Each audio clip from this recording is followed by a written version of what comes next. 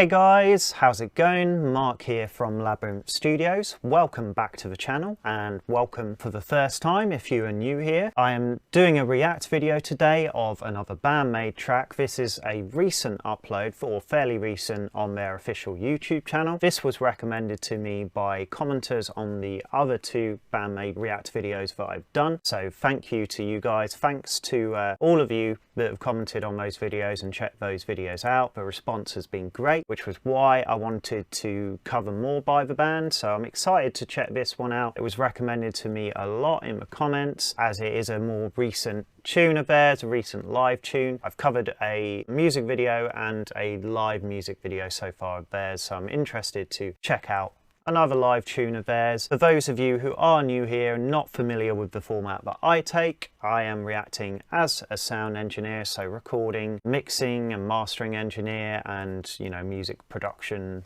sort of guy. Yeah, if you are interested in that kind of stuff, then this hopefully will be interesting to you as I sort of dissect the music in that way, looking at the technical aspects for recording, the mixing, the production, all of that stuff, as much as I am reacting to the music itself as well. So yeah, hopefully this offers a unique perspective on the music that you don't get elsewhere from other react videos. So with that said, without further ado, let's get into the video. This is About Us, live by the band Band-maid. Okay, so yeah, this is pretty recent.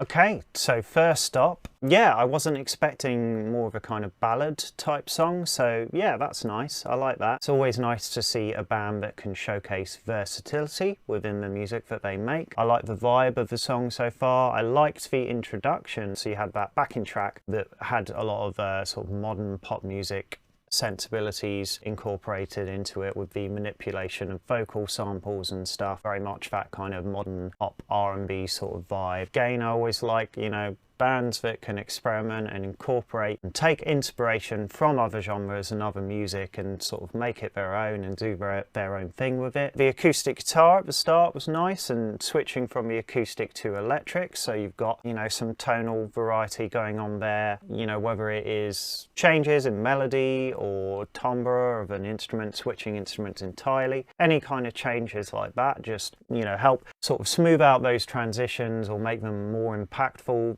as a song progresses. So it was nice having acoustic guitar, yeah, to sort of set the tone and the vibe of the song. Vocals sound great here, again, you know, based on their previous stuff that I've heard. Top notch here, great production on the vocals, particularly the backing vocals, really nicely mixed here, very sensitively mixed so that, you know, they're just complementing the lead vocal nicely. With a ballad type tune like this, it is all about the sensitivity and the subtlety and you know, not kind of over mixing or over processing things, which so far, you know, they're doing a very good job of this. It sounds slick and it sounds polished, but it's not overdoing it in any way, and, you know, everything's just sort of sitting nicely, and again, that plays into the arrangement and the performances. They're not overdoing it here because this is a more sort of delicate song. And they're treating it as such, and, you know, just giving a very thoughtful performance. Yeah, bass tone, I'm not surprised. Again, based on the previous stuff I've heard of theirs, killer bass tone.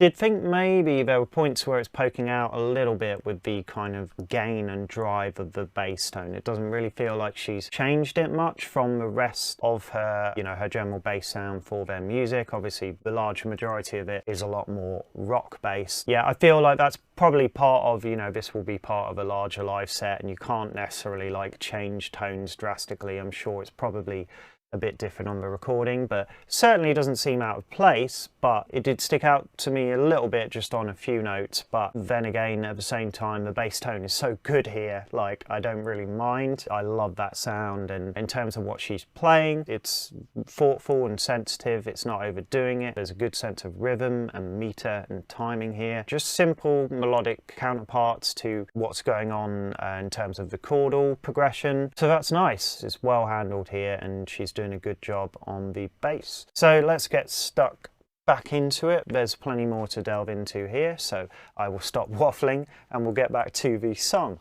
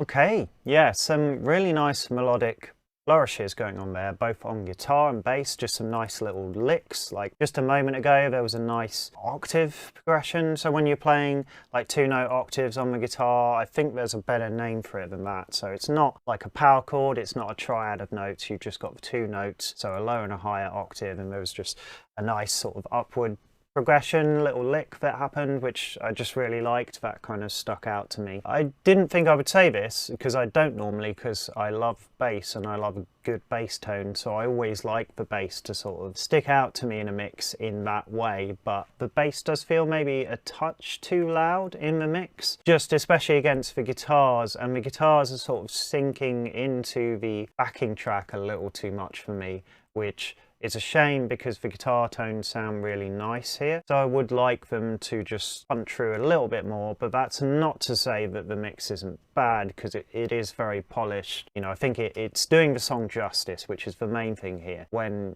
you have a mix and a production, a recording, all of that stuff that doesn't detract from a song's message. So it either, you know, just doesn't detract, get in the way of a song's message, or it helps enhance it. And here, you know, I don't think it's necessarily enhancing it, but it's not getting in the way, which actually I think is exactly what the song needs in this case. It doesn't need any sort of fancy production touches to enhance the message of the song, because I think the song carries itself more than enough. The guitar tones, like I say, I would like the guitar to come up a little more in the mix, but the guitar tones are very nice. The drums, again, being part of, I'm sure, a larger live set where they're playing rockier, more upbeat stuff, it's going to be mic'd up a certain way, and there's only so much you can do about that live. Obviously in the studio you have the luxury of being able to change mic positions and change what equipment and stuff things are running through, so you can shape and change the tone of things. You know, you could change the tuning on the drums and such, even change the drum shells or heads or whatever themselves. But I think considering it is mic'd up with the larger context of the whole live set in mind, the drums sound nice here, they're complementing the song. A huge part of that is the way she's playing softer. That will affect the tone and dynamics and resonances of the kit. It's complementing complementing the song well here. She's not overdoing it, she's just playing into the song nicely, but there are some nice little flourishes there, you know, a few little fills and things which are nice and just help, you know, lift or accent changes in the progression of the song's structure. All round, just really nice stuff going on here. I need to stop saying really nice. I need to find alternative suitable terms for that. I say really nice a lot. I need to expand my descriptive vocabulary. But anyway, let's get back into the song.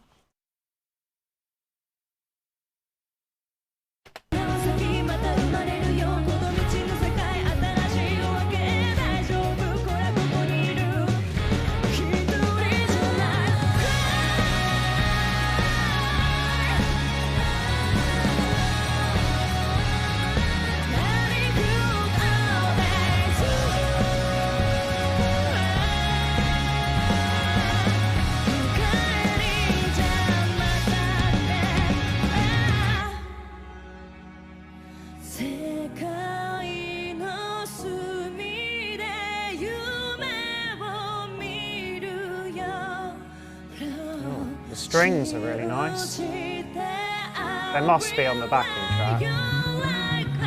They're nice.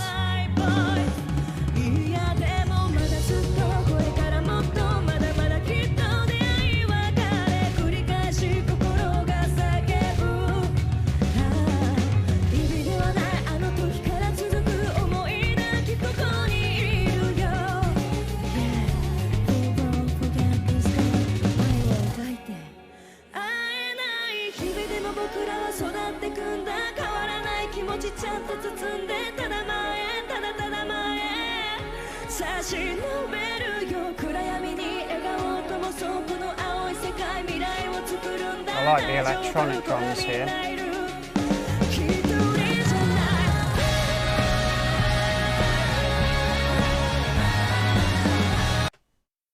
Yeah, the way there are a lot of rises and falls in the arrangement in terms of how the instrumentation builds up and then drops back down again. I liked that little break there where you had the electronic drums come in again, just a nice shift in timbre and sounds going on, which adds another point of interest. Same vocal mics from what I'd seen in their other live performances. So I think the lead singer, I can't remember what model it is, but it's a DPA microphone, and then they've got Sennheiser microphones on the background vocals. They work really well for their voices, and I think having different microphones on background vocals helps a lot with helping them sit in a different place in the mix. You know, different microphones have a different tonal quality and sound to them, so that can sort of help separate things more from, you know, a lead vocal and a background vocal.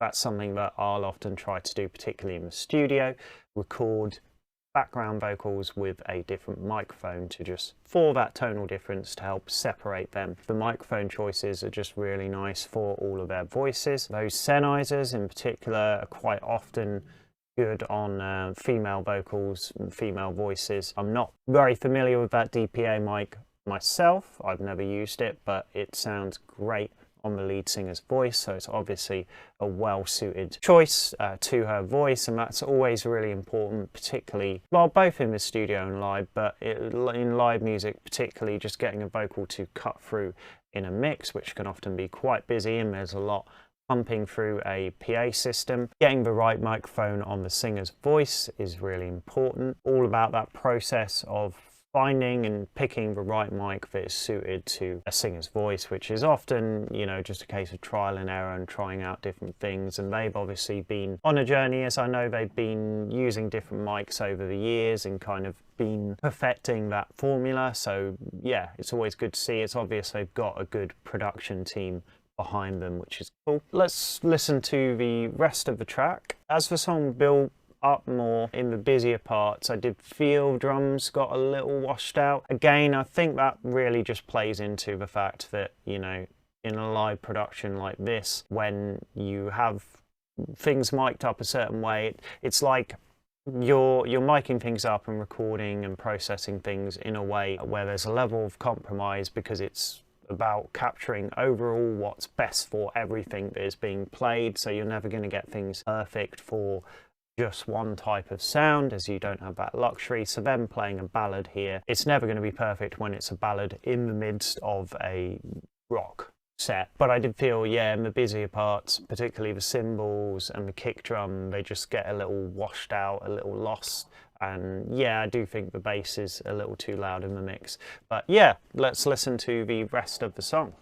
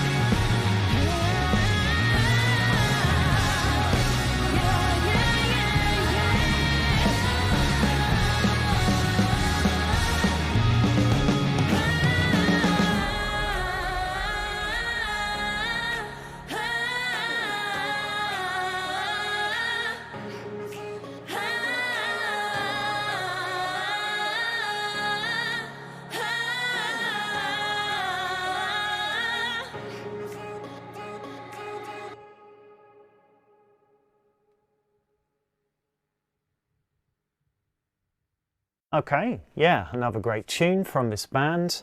Like I said near the start of the video, great to see a band that can display this kind of versatility, being able to write a more softer, down tempo or whatever ballad type song amidst their mainstay, which is much more, you know, upbeat, rockier numbers. So yeah, it's cool to see that level of versatility. I really liked a lot of the electronic elements that were dropping in, which were pulling from sort of modern pop / R&B type influences, with some sort of 808 sounds on electronic drum kind of sounds. Yeah, and then some synths and like vocal sample manipulation all happening on the backing track. I did notice towards the end of the performance that I think quite a large majority of the backing vocals were actually on the backing track. I couldn't actually pick out, when I realized that, I was like, okay, I can't actually pick out what are the actual backing vocals. Some people, you know, comment on this kind of thing and say, you know, oh, it's cheating, and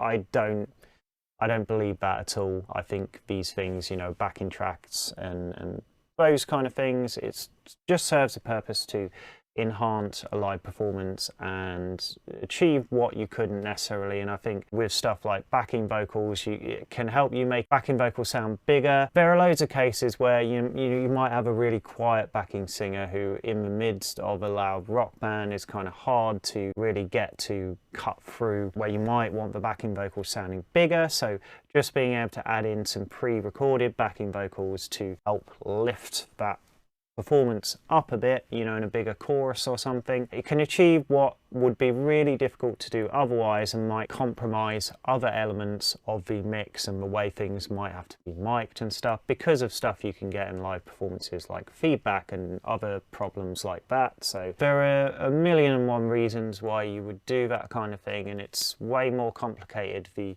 decision making and choices that go into those kind of decisions, that you know, just your outsider, your layman going to a live concert just wouldn't really understand.